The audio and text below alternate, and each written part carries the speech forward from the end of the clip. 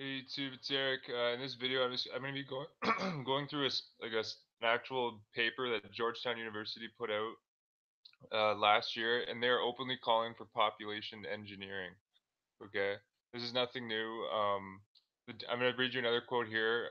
George Bernard Shaw. A lot of this dystopian population engineering, creating a scientific dictatorship type of ideology originates from the Fabian Society.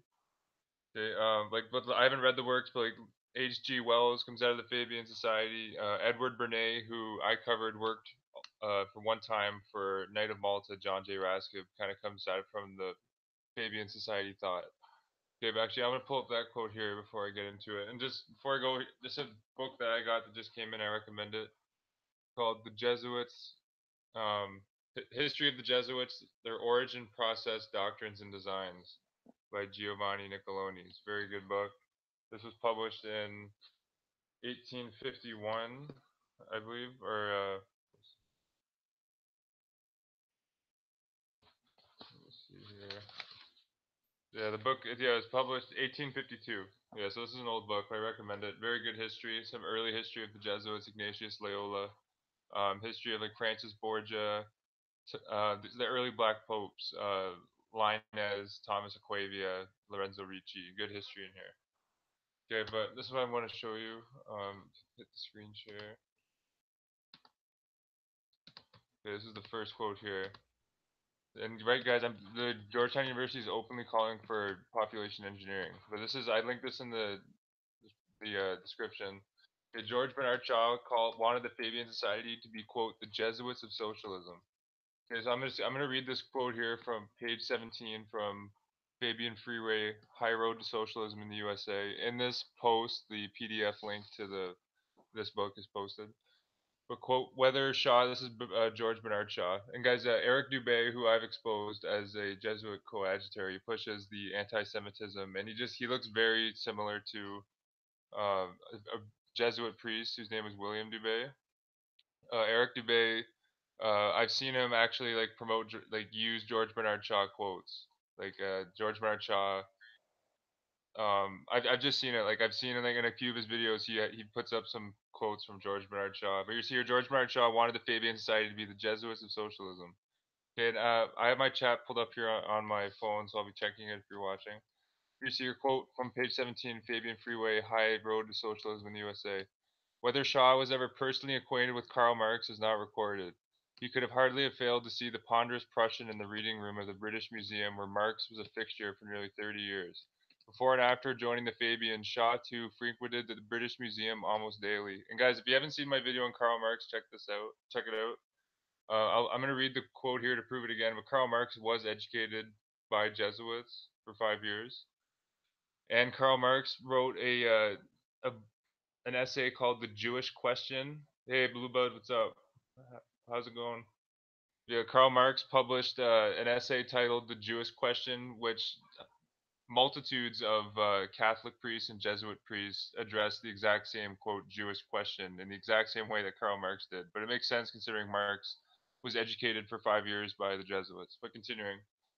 Before joining the Fabians, Shaw too frequented the British Museum almost daily. There he read the first volume of Das Kapital in French and was vastly impressed by it. And there he became friendly with Marx's daughter Eleanor, a dark, rather striking young socialist, working as a copyist in the reading room for 18 pence a day.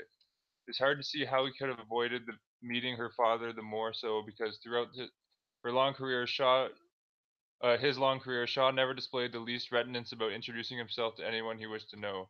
Failure to mention meeting or even seeing a man whose work had impressed him so profoundly is a significant omission, especially on the part of a notorious name dropper like Shaw. He refers casually to once having met Frederick Engels, and that's Frederick Engels created communism with Marx, Marx's alter ego, who remained in London to edit the post portions of Das Kapital until his own death in 1892. The possibility has been raised and remains an interesting subject with speculation that George Bernard Shaw, the self-styled mountebank, with his Mephistophelian eyebrows and careful cultivated air of diabolism, who in his later writings equated Jesus and Lenin as spiritual leaders. This is the same. If you read the book "Descent into Darkness" by James Zacko, you see Vladimir Lenin was in constant communication with Cardinal Gasperi, who was the Vatican, one of the, if not the Secretary of State at the time. I think the Secretary of State was Pacelli, but Cardinal Gasperi was a Gaspari was a high up in the Vatican who was in constant communication with Lenin. Um, I've seen a quote like Leo Trotsky admired the Jesuits just like Bernard Shaw admired the Jesuits. Vladimir Lenin, um, like in Russia, it's shown that like there were multitudes of Jesuits in that book, Descent in the Darkness. There were multitudes of Jesuits in Moscow with Archbishop Rope, and American Jesuit priest Edmund Walsh was also in Russia. Yeah. Continuing. Um, Shaw was commissioned by the Fathers of Marxian Socialists to help found a secret select company for the propagation and defense of their socialist views. Early in the game, Shaw confided to the German socialist Edward Bernstein that he wanted the Fabians to be what? Quote, the Jesuits of socialism, end quote. And the footnote for that is in Edward Bernstein's My Life of Exile, published 1921 by the New York Harcourt Company, page 226. Okay. And you see here Karl Marx. Karl Marx was educated at the Friedrich Wilhelm Gymnasium at the Jesuit High School in Trier. Okay. And here's Marx's quote that he said here. He said, like, I'll quote some of it. He says, "As a behind every tyrant stands a Jew, as a Jesuit stands behind every pope, as the army of Jesuits kills every free thought." That's what Karl Marx said.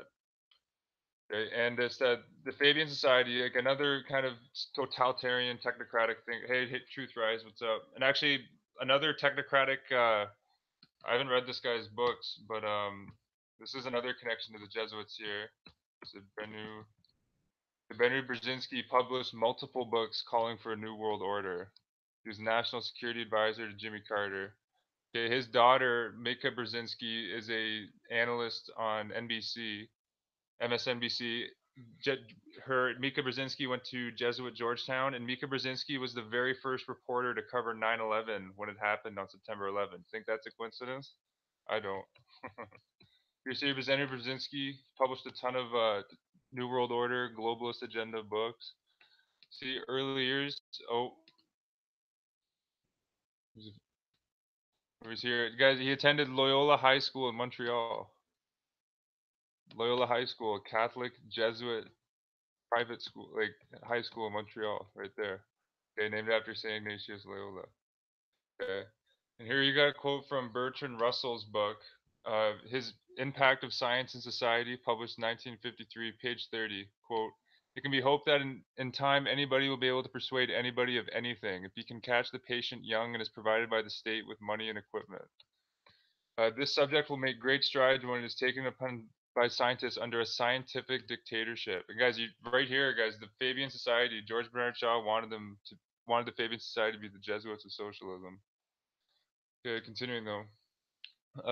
Which when it's taken up by scientists under scientific dictatorship. Anagoraxics maintained that snow is black, but no one believed them. The social psychologists of the future will have a number of classes of school children on whom they will try different methods of producing an unshakable conviction that snow is black.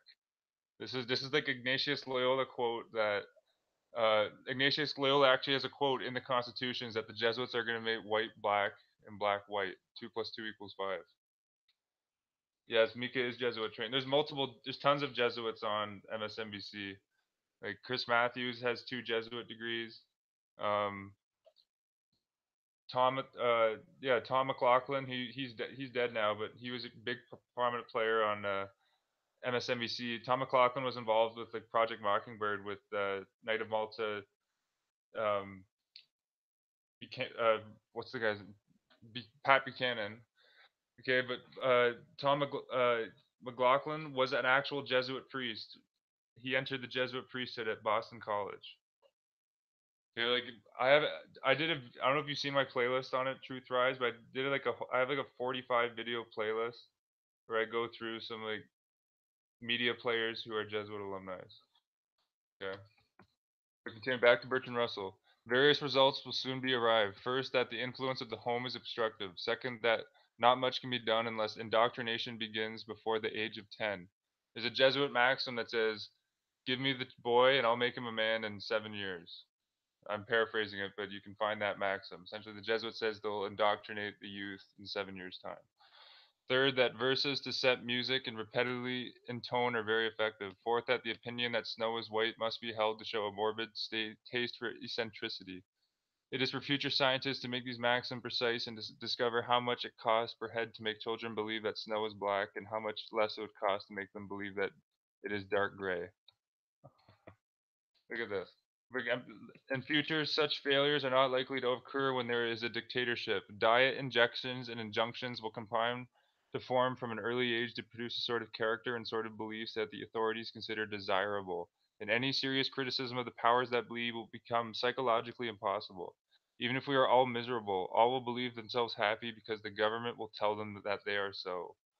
That's from page 50 of Bertrand Russell's Science and Society. And look at it, guys. Is it a coincidence that Bertrand Russell debated a Jesuit priest? Hmm. I don't think that's a coincidence. This, Bertrand Russell debated this. This was like a pretty big deal. This was on BBC back in 1948.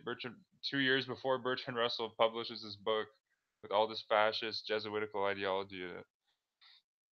Okay. What Bertrand Russell just said, you can be found in like Francisco Suarez, Luis Luis de Molina, Robert Bellarmine. All these Jesuits had the same doctrine. Ignatius Loyola. Read the Lord Montagu's errors concerning politics and religion. The doctrine's the same. Okay, but look at this. You think that's a coincidence that Bertrand Russell debated a Jesuit priest on like an atheism versus theism debate? I don't think that's a coincidence. Yeah, this is the guy who Bertrand Russell debated, a Jesuit priest, F.C. Copleston. Okay, so there's a connection between this new scientific dictatorship technocratic ideology and the Jesuit order. Okay, you see here, Brenner Brzezinski attended Loyola in Montreal. Edward Bernays was working for the Knight of Malta Catholic elitist John J. Raskib at one point. Okay, Bertrand Russell debated a Jesuit priest. Okay, George Bernard Shaw wanted the Fabian Society to be the Jesuits of socialism. And interestingly, right here, actually, um, this is a Manly Hall book I was reading right here, and Manly actually this actually got me kind of suspected that Manly is like a gatekeeper for the Jesuits too. Because look at this. This is a picture of Jonas Valentin Andres Christianopoulos. Look at this. Truth, Blue Blood and Truth Rise. If you see here, look at this. This is like a principal Rosicrucian document. This document here from Valentin Andre. Valentin Andre is known as like the founder of Rosicrucianism. Look at this. You have like the two Kabbalistic pillars, and look, you have the IHS right in the center. That look at. I was shocked when I found that. I was like, damn. And on the very top right pillar, you got Politica, Theologia, Mathematica, Historia. If you Manly Hall actually talks about this on the Grammatica page. Like in this hand is a human tongue that's being like snatched from like another hand. Yeah, like it's crazy. Yeah, this is the connection from like the Jesuits and Mystery Babylon, like to the secret societies. And it's so ironic too, because if you read like Lord Montagu's history of religion, or on some errors of politics and religion, like he calls all secret society members like the servants of Satan, and the Jesuits like created secret societies. I've already covered that they created Scottish Rite Masonry. You see here, like it's everywhere, guys. Like even like in a Manly P. Hall book, like it shows up. Yeah. Okay. And actually, Manly Hall shows elsewhere that Jonas Valentin Andre, um, essentially like there's evidence out there that Valentin Andre, like this author of this Christianopolis, was in reality Francis Bacon. Like, because Valentin Andre was only supposedly 17 years old when this book was published, and like Manly Hall and other scholars have said that like the gratitude of like of the work is just it's it doesn't make sense that a 17-year-old would be able to like write so profoundly on like metaphysics, the occult, politics, jurisprudence, etc. Okay. Actually, here's a quote from this is Avro Manhattan, the Catholic Church against the 20th century. Okay, this is a bit about in Spain. So this is on page 101. While exerting a virtual dictatorship on the mind, the Catholic Church also controlled an immense portion of the country's wealth. And although it had lost millions of members during the last 60 years, Yet from about 1874 until the fall of the monarchy in 1931, it steadily gained in riches and influence. On the death of Alfonso the 12th, the Queen Regent, in return for Leo's protection, gave the vast sums to the Catholic Church and to Catholic schools and colleges, which were populated by French clergy who had left France owing to the secularization laws. The Vatican Spanish hierarchy and the Queen and the French Catholics worked hand in hand to a supreme effort to stamp out the quote liberal atheism. A wave of clericalism swept Spain, which was crowded with more convents, colleges, and religious foundations than had ever been before. That shouldn't surprise you guys. The leaders of this movement were who? They were the Jesuits, who had employed their riches to acquire political power and vice versa for centuries. Their wealth became so great by that 1912 they controlled without exaggeration 1/3 of the capital wealth of Spain. The Jesuits controlled 1/3 of the wealth in Spain in 1912. They owned railways. The Jesuits owned railways, mines, factories, banks, shipping companies, and orange plantations. Their working capital amounted to something like 60 million euros sterling. Like it's all over the place. And actually, there's a really good chapter here in the book on the Jesuits. This is a great book. I linked it in my video on Mark Passio. Yeah, Blue Bud. They're everywhere in Canada. I think from my research, the most powerful Jesuit school in Canada is Loyola High School. There's also let me see here. The Stephane Dion went to the Jesuit school out in Quebec City. Let me see here. Jesuit school. And historically, like the Roman Catholics, like the Jesuits colonized Canada in 1634. Like you can read an article on the Catholic or the Canadian Encyclopedia on the Jesuits. Yeah, here it is right here. I don't know if you've seen this one before, Blue Bud. This is a pretty powerful Jesuit college too. Yeah, St. Mary's and St. Mary's, St. Francis Xavier. Um, there's St. Paul's High School in Winnipeg is really prominent too. That's where Mark Chipman, the CEO of the Winnipeg Jets, went, and he's on like the National Hockey League Executive Council, Jesuit trained. You see, like, Stephane Dion went to Jesuit Saint Garnier. Pierre Pettigrew, the creator of the Bas Québécois, René Levesque. Like it's everywhere. Okay. So yeah, check out this book here on Ever Manhattan. I just want to get to the chapter on Jesuits. Oh, yeah, actually, this is a great chapter here. Actually, chapter 5. I'm going forwards. My bad. I'm gonna get to the population engineering document. And that's why, like, when you hear Bertrand Russell, like, so outwardly say, like, we're creating a scientific dictatorship, and he debated Jesuit priests, like, and now Jesuit Georgetown's calling for population engineering. Not a coincidence. Okay, here's the chapter here. Yeah, so check out this chapter. Actually, you know what? I'm gonna scroll down this slowly, so if you're watching, you can just like read this information. Okay. Honestly, Blue Bud, if you got the chance, like Google Knights of Columbus list, and there's a section on Canada, and like they're everywhere also. Like, it's crazy. Like the current, I don't know the guy's name, but the current whip leader in the Canadian government is Knight of Columbus.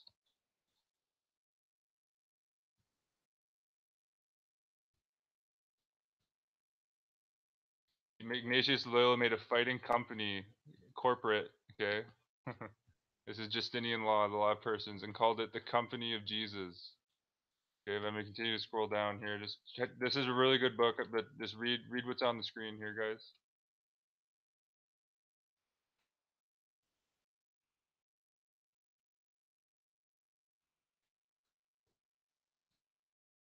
They are criminals. Like, well, and also Matriarch, like, this is why I think like Jesus said like render unto Caesar's what is Caesar's, because like everything like is registered through like the monetary, like everything is corporate. Like all churches are 501c3s, all governments are corporations registered with the Vatican. Every surname in the world, like everyone who has a birth certificate, is technically owned. Like you don't own the name. Like my last name's Bowman. But, like I don't own like Eric Bowman. That's just like that's a person.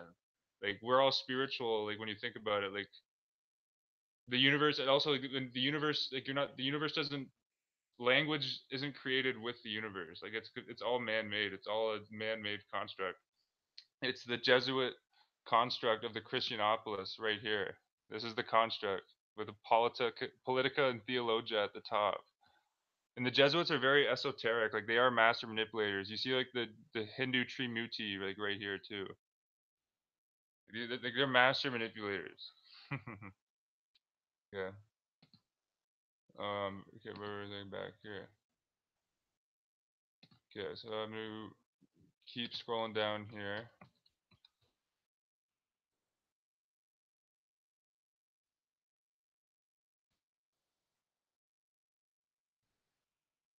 Actually, Pope Clement XIV, who suppressed the Jesuits in 1773, died 3 years later, and he actually kind of like prophetically like said like they like the Jesuits are gonna kill me, and he actually he was poisoned.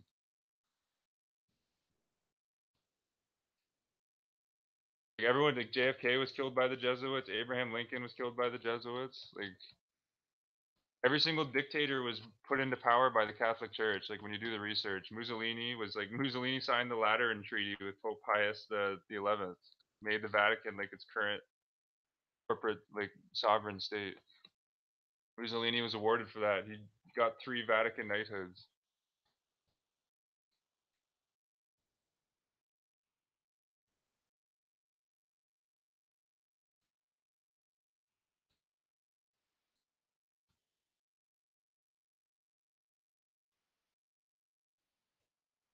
Okay, so you get the point. Yeah. So I'm gonna link this again, but check out this book. But here's to the population engineering document.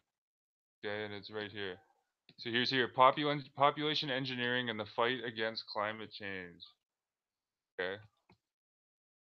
Yeah, 'cause it's all about the registering matrix. It's like because while we're still registered, like like this system like also gives us benefits too. That's like the big like mind fuck. Like you while you're registered into it, you can't. It's like that's why ultimately really I think Jesus said like render unto Caesar's what is Caesar's. Like you just have to like completely leave the fiction at some point. Like most people can't. 'Cause most people like give their like invest their whole lives into that fictional name. You know, you get massive mortgages. Like I when I like to me it was kind of a mind fuck because like I found that like on the mortgage it says tenant on the mortgage because like you're buying the mortgage in your person, which is property of the church, the Vatican. Like the person is like, you don't have ownership over it, and it just made sense why then like it's on a mortgage it says tenant. Okay, but here's the abstract. So this was done by the Georgetown University Philosophy Department. Contrary to political and philosophical consensus, we argue that the threats posed by climate change justify, quote, population engineering, the intentional manipulation of the size and structure of human populations. Specifically, we defend 3 types of policies aimed at reducing fertility rates. Actually, you know what, guys? Tell me if you think this is a coincidence. I don't think it is. Let's check out the Georgia Guidestones.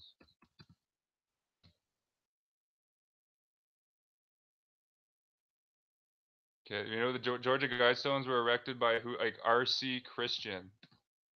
R.C. Roman Catholic. There's no coincidence there.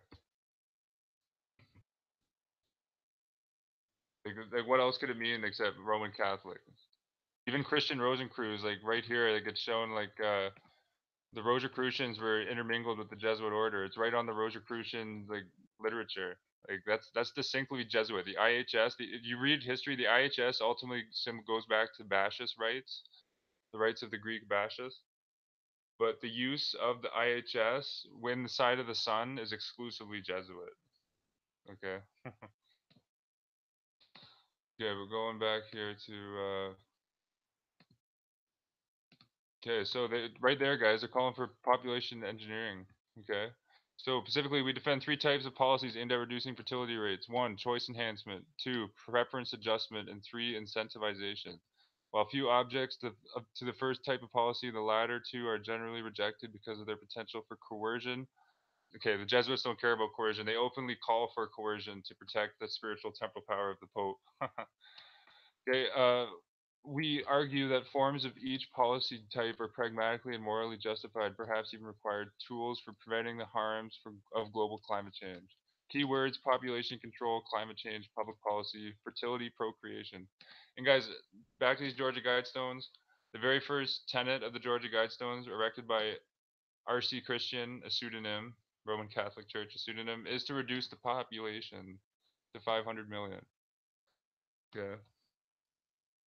Yeah, like, Trudeau was Jesuit educated at college. John Broof, like just like do you notice Trump, blue blood, like claimed to be a Protestant, and Donald Trump went to Jesuit Fordham, and Donald Trump said at the Catholic Al Smith dinner that we have to be quote on guard for anti-Catholic bias end quote. Shit show. Two controversial ideas set the stage for this article. First, climate change is among the most significant moral problems contemporary societies face in terms of its urgency, global expanse, and of the magnitude of its attending harms. Second, population plays an important role in determining how bad climate change will be. And while they're advocating this, I did a video on my channel. This is really important. Former head of the CIA, John Brennan, Jesuit trained at Fordham. I have a video of this. You can watch it. At the Council of Foreign Relations. At the Council of Foreign Relations, John Brennan said he admitted to the chemtrails. He said that we have a global stratospheric aerosol injection program that costs about 10 billion annually. Oh, you're right, Blue Blood. Actually, Brian Mulroney, former Canadian Prime Minister, has two Jesuit honorary degrees, one at Boston College and at Holy Cross. The other one. All the Canadian Prime Ministers are puppets of the Jesuits. You know what I mean? I saw that Paul Martin. I think I saw was a Paul Martin was a Knight of Columbus or a Knight of Malta. I think he was a Vatican Knight. George George Jean Vanier, like the first general or Governor General of Canada, was Jesuit trained. The shit show. Okay, but on the basis of these claims, we will argue of what we call population engineering. The intentional manipulation of the size and structure of human populations is a practical and morally justifiable means to help ameliorate the threat of climate change. This is just the Jesuit Hegelian dialectic, like a complete controlled synthesis here. Policymakers and moral theorists alike have been reluctant to wade into discussions of population policy. We think that this reluctance is unjustifiable and ultimately irresponsible. How irresponsible of you not to cull the population. Okay, we will identify four types of practices and policies, henceforth simple interventions that could effectively reduce human fertility rates. One, clearly non-coercive choice-enhancing interventions. Well, guys, and like this goes all the way into like vaccines too. And actually, you know what? Another depopulation. Robert Gallo. I did a video on this. Robert Gallo, scientist who genetically engineered AIDS by mixing all of, like chicken or monkey RNA with like uh, human cells. Like I'm not a scientist. I watched Leonard Horowitz kind of scientifically break it down, but essentially like AIDS was scientifically manufactured, and the scientist who did it, Robert Gallo, was given a sword of Ignatius Loyola by Jesuit St. Louis University. You can't make the shit up. Okay, two, possibly coercive preference adjusting interventions. Three, possibly coercive incentivizing interventions. And four, clearly coercive interventions. Okay. Well, like everything they do is coercive. Like the fluoride in the water is coercive. All the GMOs. I did a video on Campbell's soup. Campbell's is run by they have Jesuits all in their hierarchical structure. Campbell's was advocating millions of dollars to get labels off or GMO labels off food. This is all they're telling you what's going on right here in this paper because they know that the masses don't read, so they can just put this out comfortably. Okay, although we tend to agree with widespread judgments that the clearly coercive interventions are immoral and the clearly non-coercive choice-enhancing interventions are permissible, we will further defend the moral justifiability of a network preference adjusting and incentivizing interventions. These interventions can be designed and implemented as a part of a global population engineering program. I repeat, these interventions can be designed and implemented as a part of a global population engineering program while minimizing the possibility of coercion and should be further investigated by aesthetics, social scientists, and policymakers. A very another important article I went over here. Um, Read this article if you haven't. Of my, yeah, Hitler's SS. Absolutely. There's a quote from Edmund Paris's book, The Vatican Against Europe, that Walter Schellenberg was being debriefed. Walter Schellenberg was a Nazi intelligence officer, and Walter Schellenberg said that the Nazis modeled their SS after the Jesuit order because of the Jesuits' absolute obedience to their general and superiors. And Heinrich Himmler, actually, you can find information. Heinrich Himmler entered a Jesuit monastery at 19 years old, and he had a collection of Jesuit books. Okay. Hitler is quoted again by Edmund Paris saying that Heinrich Himmler was my Ignatius of Loyola. Okay. And Papal Knight Franz von Papen and L. Lehmann's great work Behind the Dictators. Franz von Papen said in a newspaper, German newspaper in 1936, that Nazi Germany was the quote the first country to put into the principles, those principles being of like the papacy. I'm paraphrasing it, but that's literally what he said. He said Germany was the first country to put the principles of the papacy into action. Okay.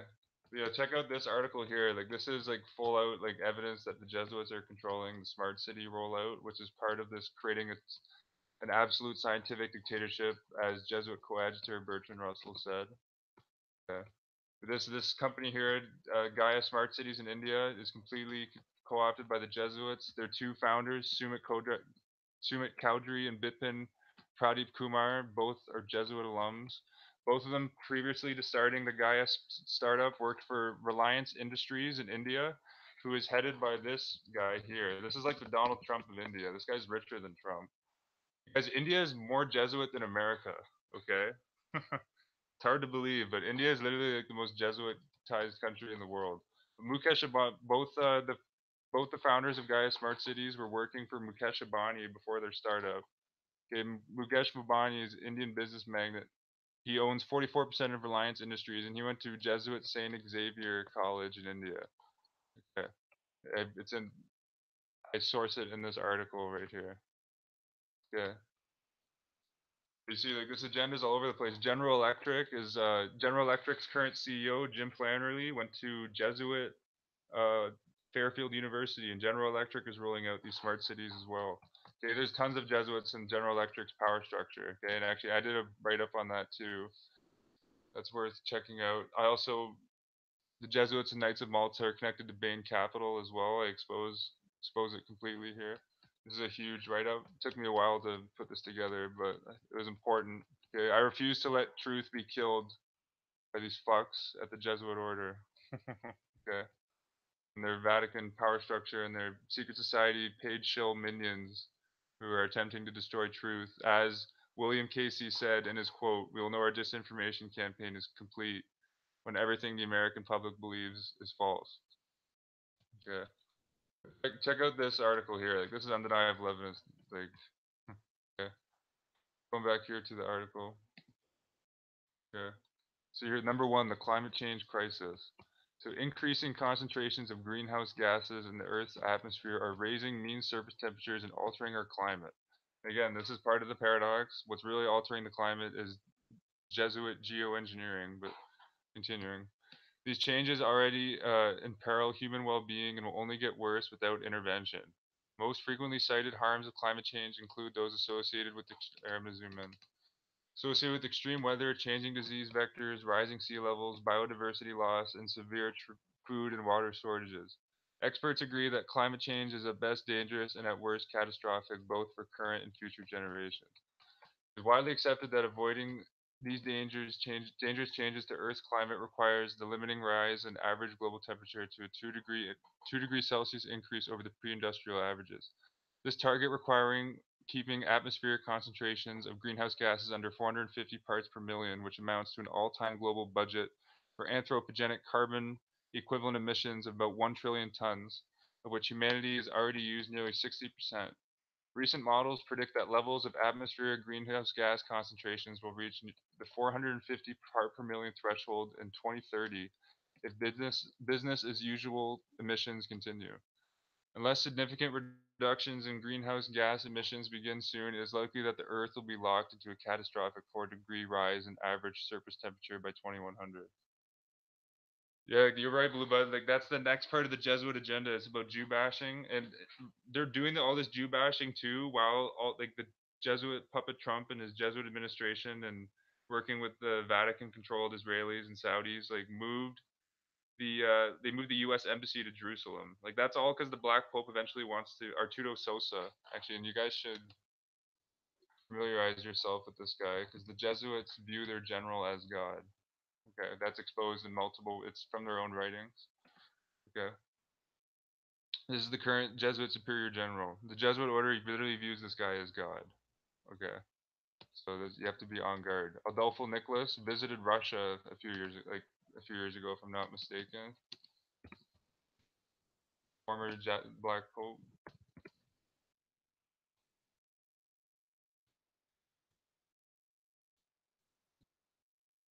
Let me see here.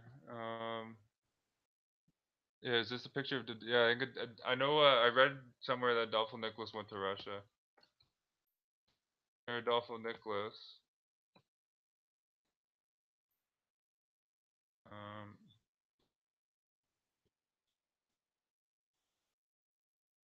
You guys are geniuses, okay? You have to respect your enemy. The Jesuits cover their track. They put stuff in the open now because they know like humanity is so asleep that they can do it, but they cover their tracks very well. Okay, you can look it up. Adolfo Nicholas was in Russia a few years ago. Okay, continuing here.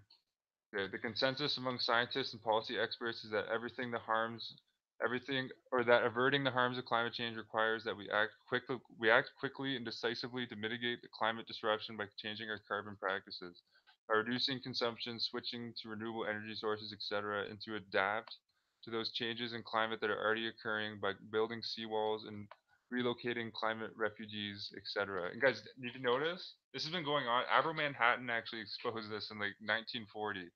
All if you look up the ethnicity of all these massive refugees that are coming into the United States, most of them are Catholics. Okay, like California is now like a Democrat state because what Catholics vote Democrat. Okay, like Texas is going to be Democrat, like a Democrat state soon because all the Roman Catholics coming in from Central America are coming into Texas. Okay, I think it's great. Like if you trace a lot of the like even like from the Middle East, like they're bringing in Catholics from the Middle East to like the United States. I'm not making this up. You can look at graphs like of the refugee data. Okay, I'm gonna do a future video on that. Okay, this is part of the Vatican agenda too of the ecumenical council or the ecumenical movement that was declared in the Vatican II councils in the early 60s. That like they're bringing all of the various ethnicities of all the world churches underneath the Vatican. You can look up videos of leaders of all the various churches in the world bowing down to the Pope and kissing his hand. Okay, this is a real agenda. Yeah. Yeah, like it's a Catholic invasion agenda. That is the agenda, straight up. Samuel Morse was exposed to Catholic invasion in 1832 when he wrote his book Foreign Conspiracy Against the Liberties of the United States. The Catholic invasion at that time was being plotted from Austria in their St. Leopold Foundation. And the number one goal of the foundation was to spread Roman Catholicism in the United States. Continuing, population growth is one of the most significant drivers of the projected growth in greenhouse gas emissions. Total human production of greenhouse gases depends not only on the carbon intensity of individuals' activities, but also on the number of individuals engaged. See, that's key, guys, because they want to cut down the number of individuals in those activities. Indeed, there is nearly a one-to-one correlation between population growth and actually, you know what? Like, I think they'd be more than happy to create a bunch of mindless Catholic slaves, but they want to attack Protestants. They want to attack free thinkers. I said, okay, continuing. In the increasingly urgent moral and political arguments concerning climate change, however, these striking facts about the causal role of population growth fade back into the background. The standard climate change argument goes on like this. Our current carbon producing practices have us on a path to dangerous climate change. Population projects put us on the track to add 2 to 3 billion more greenhouse gas emitters by 2050. Well, it's just a paradox again because the Jesuits control the oil companies. I did a write up on it. A good example of that was Papal Knight Edward Doheny and the Buckley William Buckley and his whole Knight of Malta. And the American Buckley family is like notoriously big in the oil industry. Henry St. Clair, Roman Catholic, created Sinclair Oil Corp. Continuing. Therefore, population growth must be compensated by policies that more decisively address greenhouse gas emissions or adaptation practices. Notice that population size and growth are presented purely descriptively, as they were merely natural variables to be predicted rather than human variables. Well, okay, I gotta show you why they said that. Okay, because this is good. Because this is what the law of persons is. Like, this goes back to Justinian, who's Roman Catholic. Let me see here.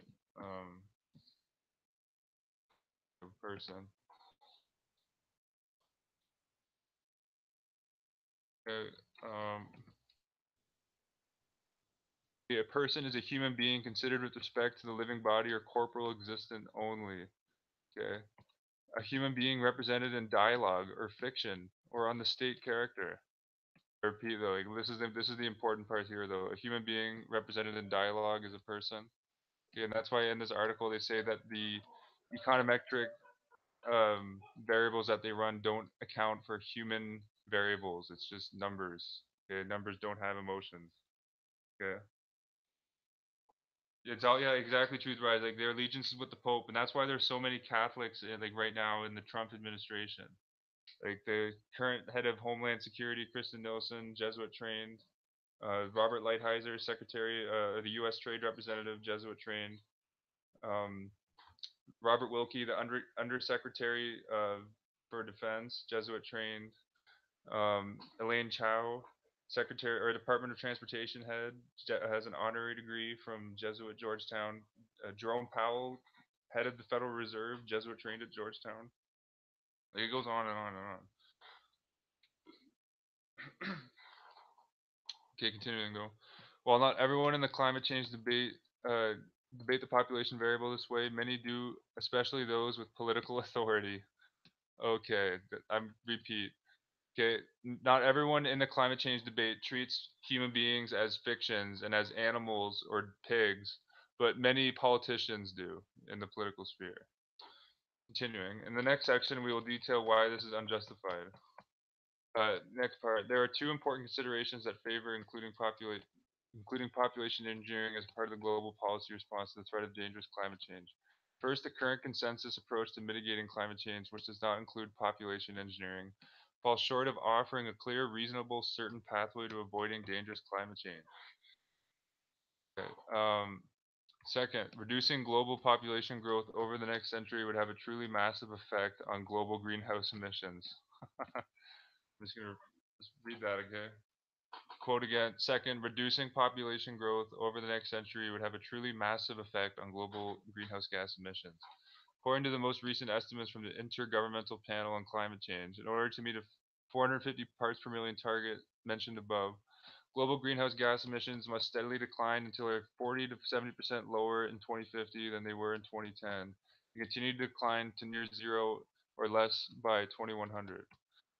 These figures entail their further substantial reductions beyond what has been pledged already by international treaties. The IPCC assessed about 900 mitigation scenarios in order to determine the mitigation pathways most likely to accomplish these reductions without being so expensive as to seriously compromise economic development. Oh, because no, we can't get in the way of the Pope's commerce, can we? Okay, continuing. They arrived at what we call the consensus approach to fighting global climate change, a network of policy initiatives aimed at fully decarbonizing the energy supply, increasing energy and actually, I think a lot of this, the former Secretary of Energy in the United States, Ernest Moniz, under Barack Obama, was Jesuit trained at Georgetown, I believe. Okay. I definitely, I think Moniz could have had a part to play in this document. Okay. According to the IPCC, implementing these policies will not severely impact global economic growth and indeed will very likely save some money as compared to unabated greenhouse gas emissions growth or insufficient reductions. One might think this is a cause for optimism. Oh, really? But the consensus, like genocide. Okay, continuing. But the consensus approach to mitigating dangerous climate change is layered with assumptions and uncertainties that should give pause.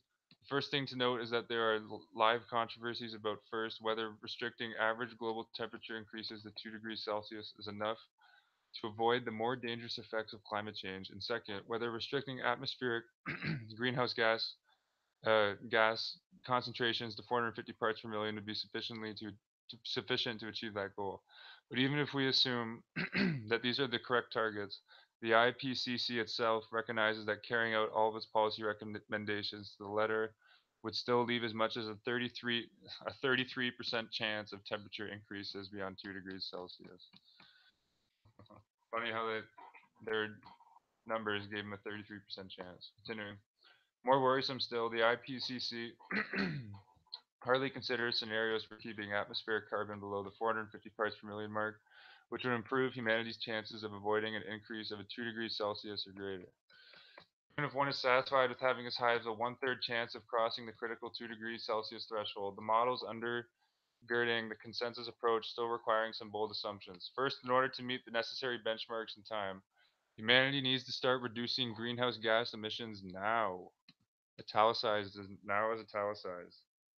Okay, models indicate that even if international actors follow through on their current pledges to reduce greenhouse gas emissions over the next 15 years, denying additional resources until 2030 would significantly increase the risk that we will be locked into a dangerous 2 degrees Celsius increase by 2100. Indeed, many models cannot achieve atmospheric concentration levels of about 550 parts per million CO2 by 2100 if additional mitigation is considerably delayed. Second, many of these models assume the widespread availability of key technologies such as bioenergy and carbon capture and storage, or expanded use of current available technologies with significant known risks such as nuclear energy.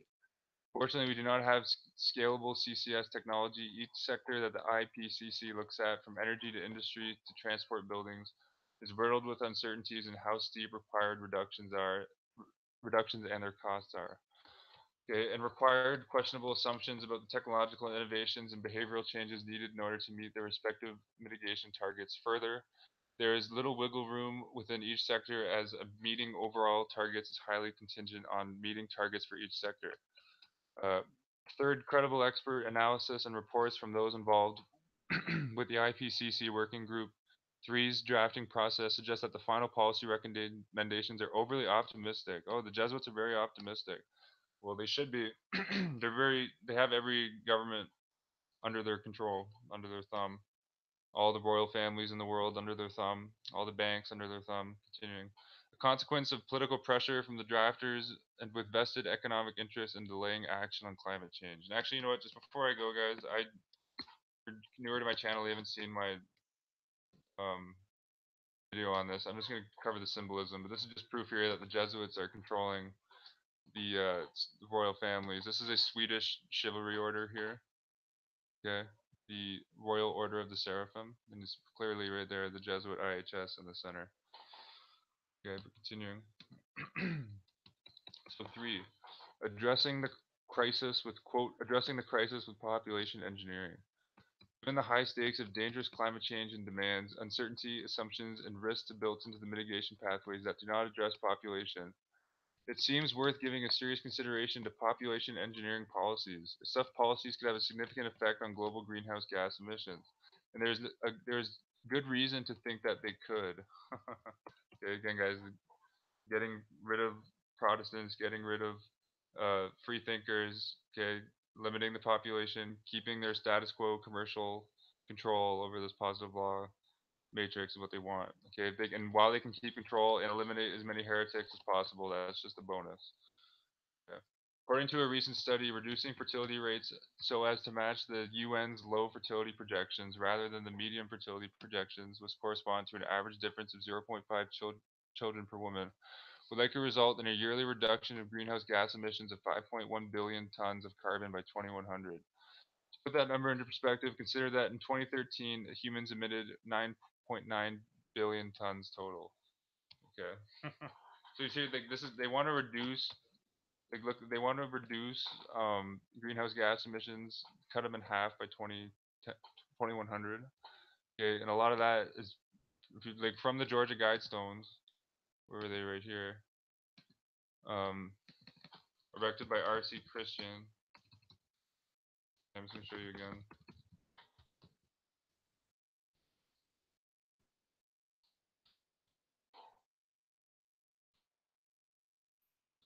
see here, guys, this may be why they'll be able to reduce greenhouse gases so much. There'll only be 500 million people on the Earth by 2100. Yeah. The Jesuits are very long-term thinkers. We have to keep that in mind, okay? Um, these results should not be at all surprising. After all, in procreating, one makes a whole new person who will emit greenhouse gases. But in fact, it is more than that. By creating a new person, one makes it possible that he or she will go to create more people, who are then able to go on and create even more people. At last, over the next few generations, during the time span that matters most for averting dangerous climate change, it is likely that people who exist will be net greenhouse gas emitters. And guys, this is classifying human beings with souls as numbers, and this is positive law, Roman legality. Continuing, for illustrative purposes, consider a study by climate scientists Paul Murdegaw and Michael Schlax. They calculated that even if we are able to make the kind of radical cuts to our emissions hoped for by the IPCC, the total CO2 emissions saved by refraining from having one additional child is larger than the summed lifetime savings from 6 common green activities, such as lowering one's transportation's related GHG emissions, increasing the energy efficiency of one's home, and etc. They calculated a less optimistic scenario in which we continue emitting business as usual. Troublingly, as one CO2 emissions per additional child in that scenario could run as high as 9,441 tons, swapping all of one's non-procreative activities and raising one's total lifetime carbon emissions by nearly 6 times. The arguments in the previous section showed that avoiding dangerous climate change cannot be reasonably assured by policy proposals that exclude population-related interventions. So, all proposals that don't propose population engineering are now uh, out of date, according to the Jesuit Georgetown University. The arguments in this section show that the ameliorative effects of population engineering in the form of fertility reduction are so powerful as to warrant giving them serious consideration. The technologically feasible and highly effective means of cutting greenhouse gas emissions, reducing human fertility could go a long way towards addressing the shortcomings of a consensus approach to climate change mitigation. Straight up, guys are calling for depopulation right there. Okay, they're saying reducing human fertility go a long way towards addressing the shortcomings of the consensus approach to climate change mitigation. That's exactly what Bertrand Russell said. Okay, where was that quote?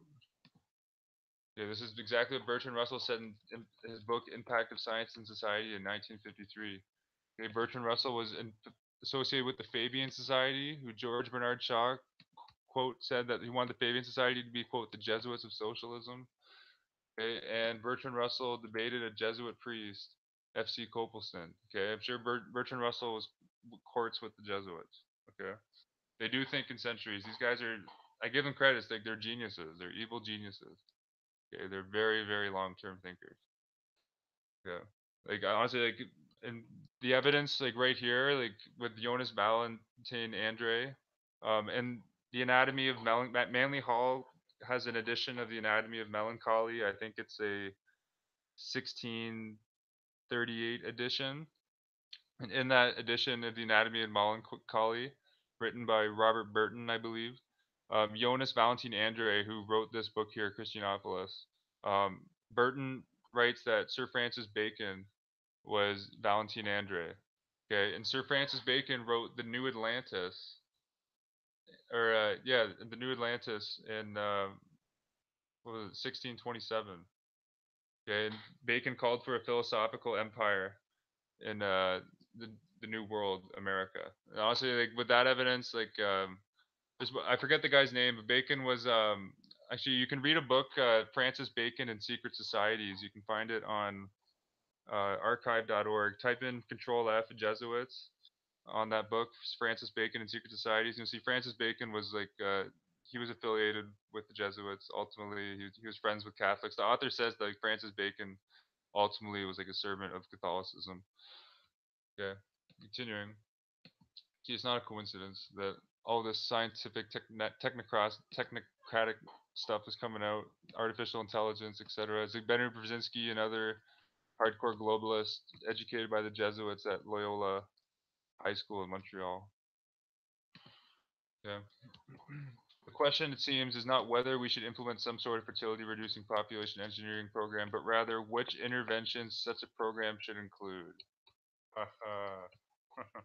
They're telling you right here, guys, like in their own doctrine. Okay, this is from a Jesuit university.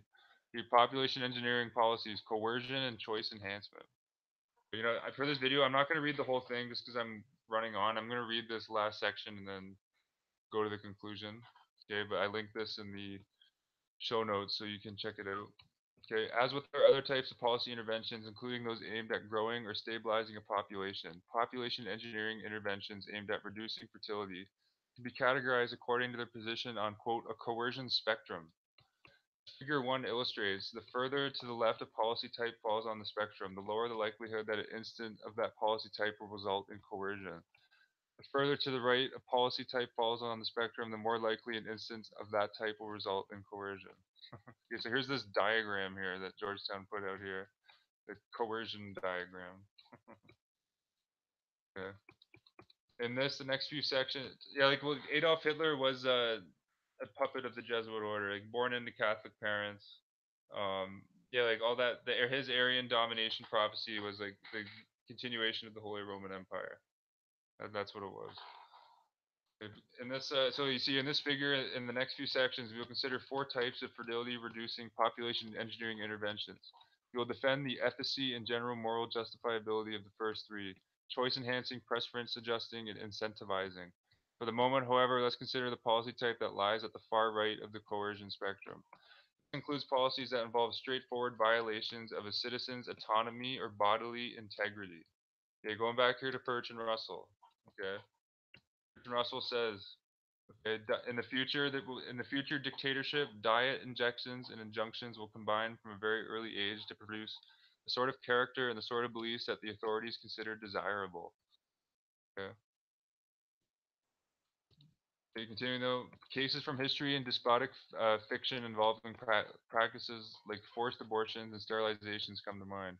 Actually, like, I'm gonna do videos on this, but like, if you do your research, the Catholic Church was like they have like a secret open and closed policy, like openly to the dumbed down masses they say that we're against abortion, but the Vatican is really the institution that put abortion into place, and it's part of their eugenics agenda being pumped out through like Vatican Jesuit controlled think tanks like the Fabian Society, named after like Roman Emperor Fabius.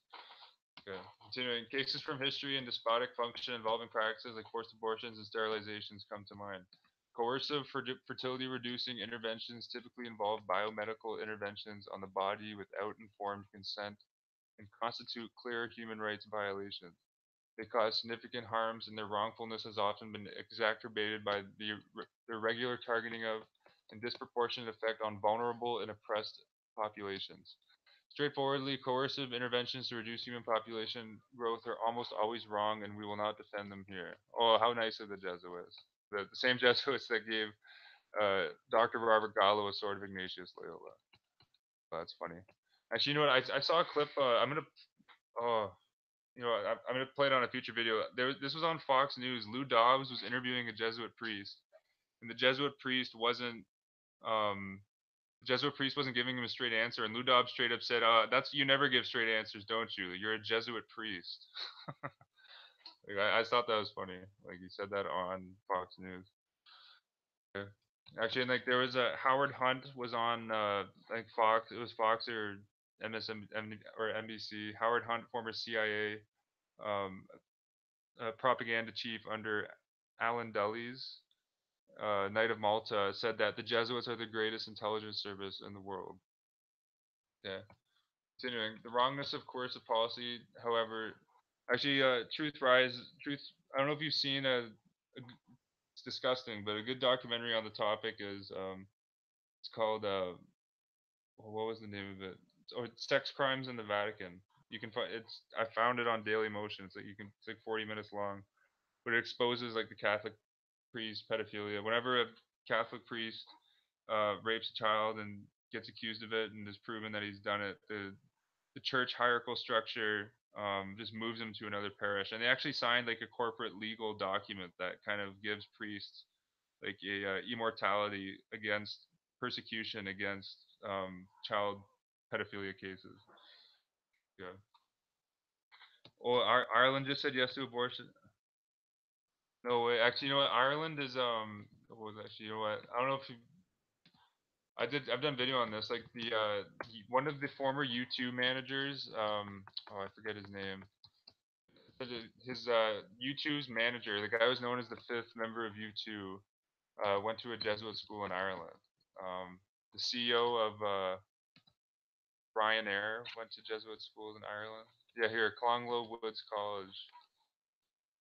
Yeah, the Jesuits completely control Ireland. Like actually, the only English pope ever, Pope Adrian VI, was like, from the like Breakspear family. I'm not sure if they're from Ireland or England, but like a notorious aristocratic family from the region. Yeah, Paul McGuinness. This is what is here. Former U2 manager, went to Jesuit Clonglow Hills. You see politics or law. Um, President of the Circuit Court, Raymond Nork. Irish judge who served as president of the Circuit Court since 2012. This guy, I don't know if he was involved in the abortion case, but like it's proof here, like the Jesuits control the Irish legal system. It's right here in the alumni list. Former Chief Justice of Ireland, Tom Higgins. Died in 2003, was an Irish Fine Gael politician, served as Chief Justice of Ireland from 1974 to 1985.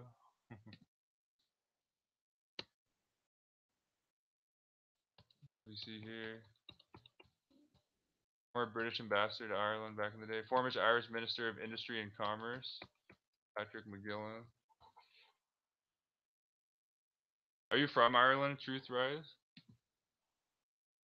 I'm gonna look into them passing abortion there. I just didn't hear about that. But yeah, these are all their colleges in Ireland. They got 9 schools in Ireland. You got Belvedere College, Dublin. They've been there for like forever, like since 1832. Belvedere College, SJ. Okay. Notable past pupils. Look at all these rugby players from Ireland. Member of Parliament here, William Martin Murphy. Yeah, it's all over the place, like with Irish history. Actually, I want to show you there's one. This guy is like a powerful CEO that went to Clonglow's Woods. I did a video on this, but those who haven't seen it, I just want to show you. What is it? Business. Yeah, actually, I have a CEO of Tullow Oil, Aidan Heavey, founder of Tullow Oil, one of Europe's largest oil businesses. You see here, Jesuit Clonglow's Woods.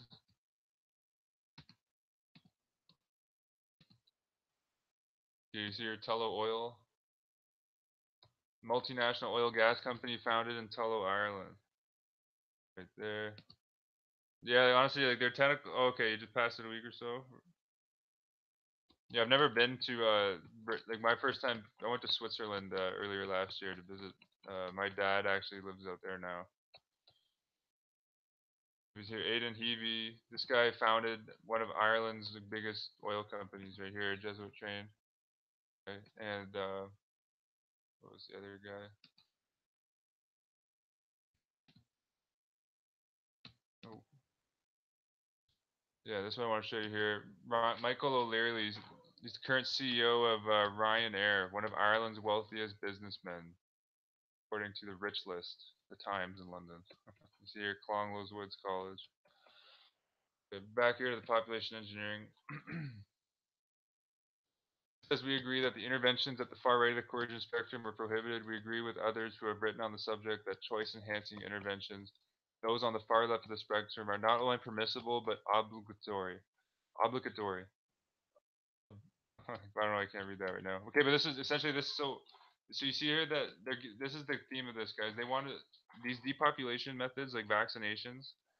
Essentially, like we're doing it to ourselves on our free will. Like with your free will choice, like you go choose to get a vaccination. Like with your free will choice, you choose to buy their genetically modified shit food, and they're smart. Like they make the genetically modified food cheaper for that reason, so like more people are forced to live on it, and like they export all the jobs, and You know what I mean? Pay workers like dirt, so they have to like buy these genetically modified foods that mess with their physiology and their biomedic, like their whole biochemistry of their body. Okay, but you see here, like right there, the choice enhancing interventions are more favorable. They are obligatory. Okay, an obligation. Okay, as they are means to ensuring equal access to basic goods. Further, we want to argue that there are other interesting positions more toward the middle of the coercion spectrum that are worth serious consideration and require moral analysis. Doing so, however, places us under argumentative burdens. First of these is why make the case for interventions that are even moderately to increase the risk of coercion when the clearly non-coercive interventions are so successful. They're just kind of like they have like such a tight control now on society. Like they can be openly coerced or just be in the shadows and still be coerced. Okay, so check out this document here though, the whole thing. Okay, I'll skip through some more pages. Okay, if you're just watching it and read it. Okay. Here's talking here about engineering consent through TV, billboards, poster campaigns, leaflet distribution, folk theater, just like Edward Bernays talked about in propaganda. There are different ways to adjusting preferences and using mass media to influence behavior. So now talking about influencing the behavior of the masses through their media outlets. Okay, so check out this document. I don't want the video to run on too long. Okay. Now, my family doesn't know about anything. The people in my family are completely oblivious to this agenda too. Like most are completely in the dark, to be honest. Like you see here, though, Colin Hick. This was done by Georgetown University. You see here, Colin Hickley, philosophy, Georgetown. So the guys are openly calling for population engineering. Yeah, can't make the shit up. It's right in the title. This goes hand in hand with the Fabian Society depopulation tactics of H.G. Wells and Bertrand Russell. Okay, the root of all of this is the Jesuit order. Okay. Just recently, the Jesuits took down the Twin Towers. The head of Saudi Arabian intelligence at the time, Prince al-Turuki, Jesuit educated at Georgetown, classmates of Bill Clinton. You had the head of the CIA during 9/11, George Tenet, Jesuit educated at Georgetown. Donald Rumsfeld, Secretary of Defense during 9/11, Jesuit educated at Georgetown. Rumsfeld and Prince al-Turuki, the head of Saudi CIA intelligence, both a week before 9/11, both had profound public statements. Rumsfeld said that there was $1 trillion missing from the U.S. Pentagon budget, and Prince al-Turuki just miraculously resigns from head of Saudi intelligence a week before 9/11 occurs. Both of them are Jesuit trained, and then you have Jesuit trained Mika Brzezinski, uh, the first to cover 9/11 like media wise, like on the ground. Son or daughter of Zbigniew Brzezinski, another big time technocrat like Bertrand Russell, who and Zbigniew Brzezinski went to Loyola High School and Jesuit High School in Montreal. So you see how the whole thing is connected. Like it all goes back to the Jesuits in Rome. This is fulfilling the Counter Reformation and regaining the Pope's absolute temporal and spiritual power. And it's right here actually on a Rosicrucian manifesto, the Christianopolis. This idea of a Christianopolis, I've covered it on a video already, but just go on Wikipedia and type in the Jesuit reductions in Paraguay and South America, and you'll see like that absolute totalitarian, communist, fascist Jesuit states. Those reductions that were being erected at the time in South America were modeled off this Christianopolis right here, written by Jonas Valentin Andre with the IHS right in the center. Okay, but that's all for this one, YouTube. Peace and love. Stay vigilant, and I'll catch you on the next one.